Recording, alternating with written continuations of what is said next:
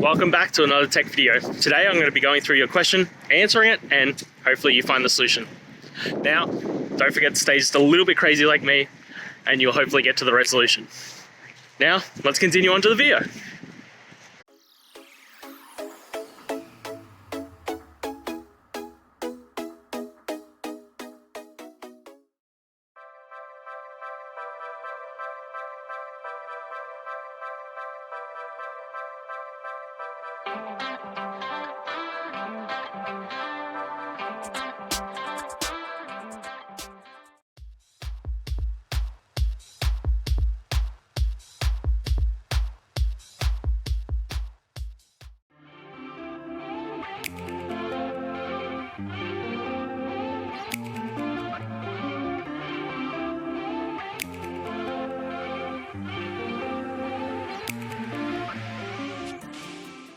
And that's it, guys. We've gone through, answered your questions, and hopefully found that solution that you're looking for.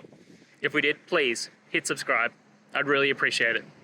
And until the next time you need technical help, I hope you have a good one.